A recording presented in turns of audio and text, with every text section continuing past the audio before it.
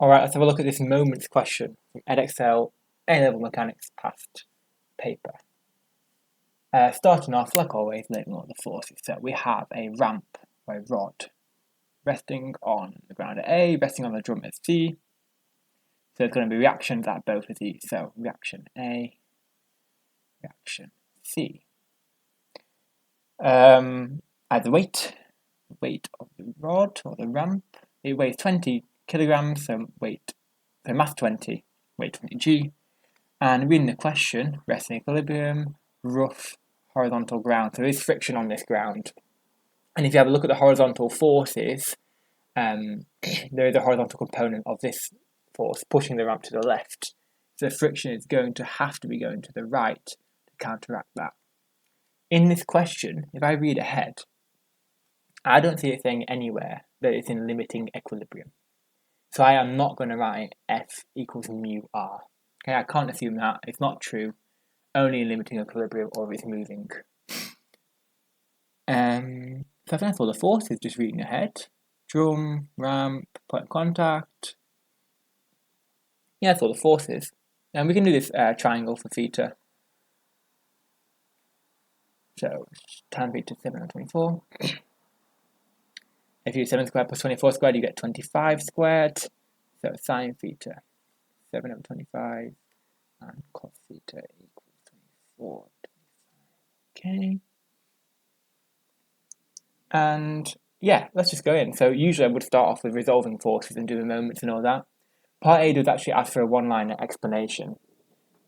So I'll start by saying, explain why the reaction from the drum acts in a direction perpendicular to the ramp. Well, the reaction's always perpendicular. What this question is getting at is, if there was a frictional component as well, going in either direction, then the resultant overall force would not be perpendicular. It would be coming at an angle. Think to hinges, where you have two components of the force at the hinge. In this case, the drum is smooth. So there's no friction at the drum. There's no frictional component of this force. It really is just the normal, the perpendicular reaction. So drum is smooth, which means there's no frictional force. Frictional force, which means there's only the perpendicular reaction force. Okay, so that's the answer to part 1. Part 2, okay. We'll do our usual thing. We'll resolve upwards, resolve horizontally, and we will take a moment. For resolving vertically, if I look at my forces here, 3 of them are completely fine. They're all either horizontal or vertical. So RA is fine, friction fine, 20G fine. RC is not fine. Even though the ramp is on a slope, nothing is moving, so we're not actually going to ever resolve parallel to the slope and perpendicular to the slope. I really want my force to be horizontal and vertical. So let's split up this force at an angle into a horizontal component and a vertical component. Now, you do have to know which angle in this triangle is equal to theta. If you carry this on down here, we're actually already quite used to this one being theta from our dynamics on a plane. So I'm going to say this one is theta because these are vertically opposite angles. So upwards is RC, where it's adjacent, so cos theta. Horizontally, RC, sine theta. Right. And this is equilibrium. So the acceleration is 0. All the forces cancel out. So resolving upwards I have RA and I have RC cos theta. Downwards, I have 20G, and that equals 0. Like I said, MA, where A is 0. I can tidy this up just a little bit. So RA plus cos theta is 24 over 25. RC. And I'll add that to the side. Okay, there's my nice first equation.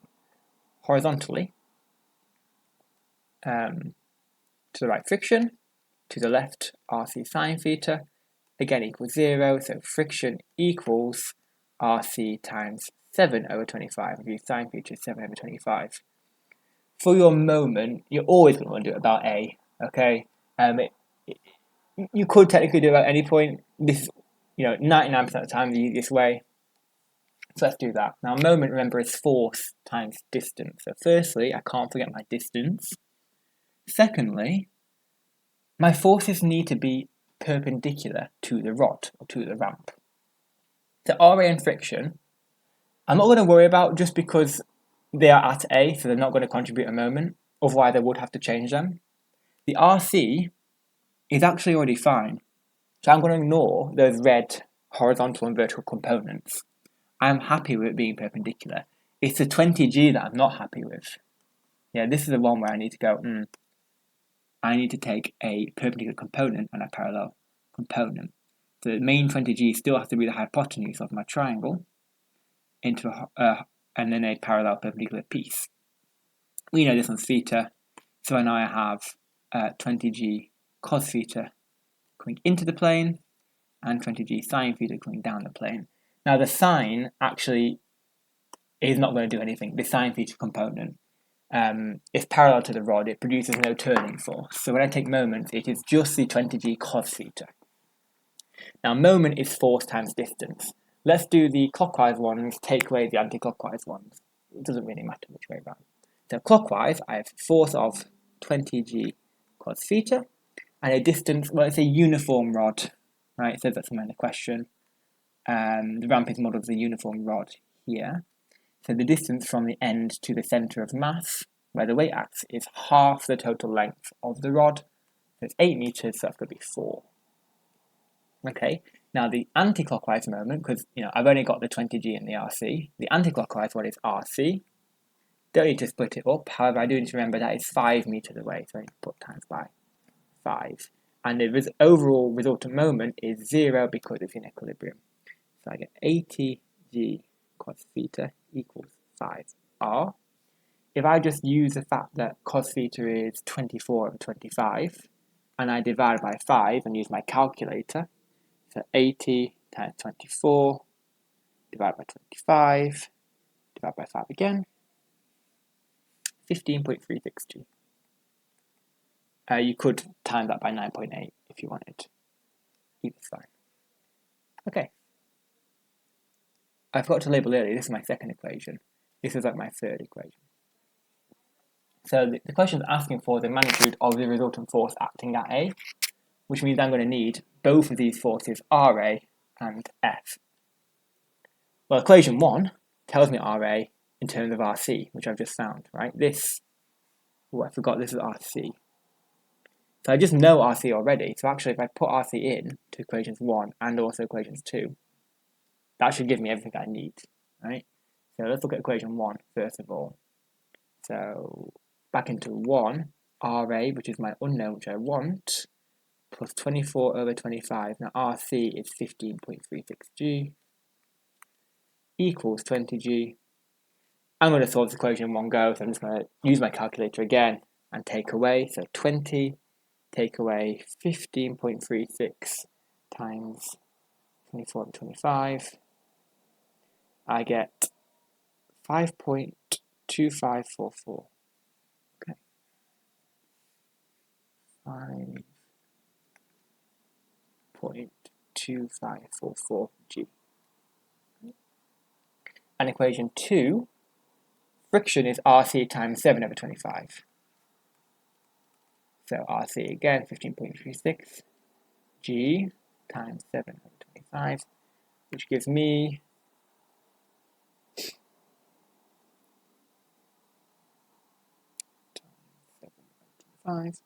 4.3008 G. Okay, I've got RA, I've got friction. This will allow me to answer part B. The magnitude of this force, I'm going to sketch it all out again. I had RA coming up, I had friction going to the right,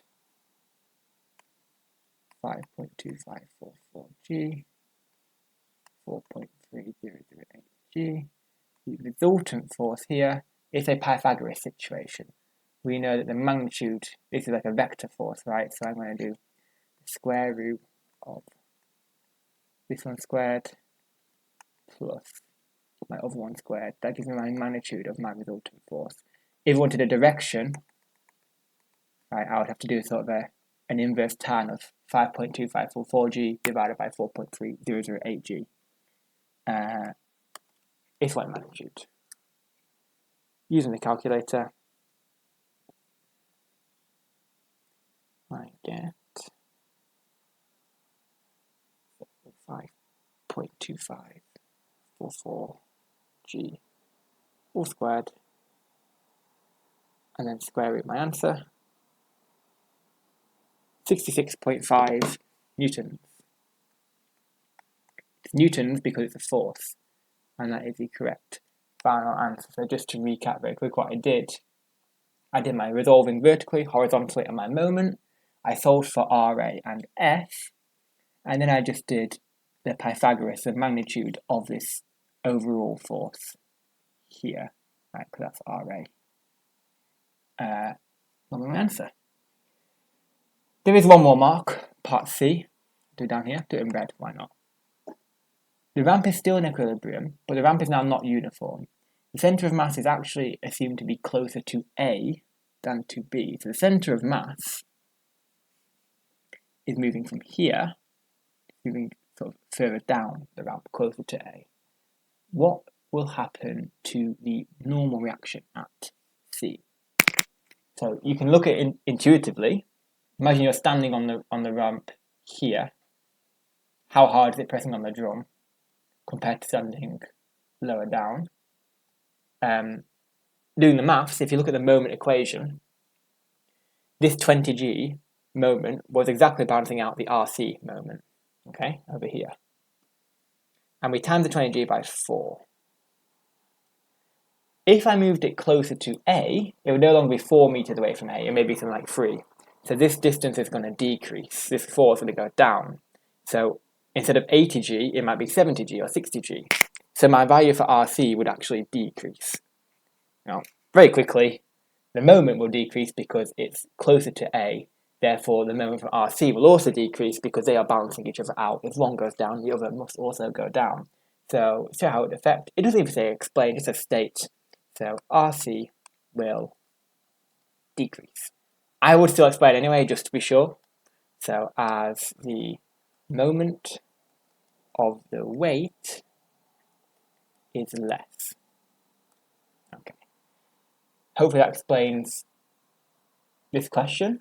And if you do have any questions about it, just write them in the comments or any suggestions, requests for future ones you want me to have a look at. Thank you.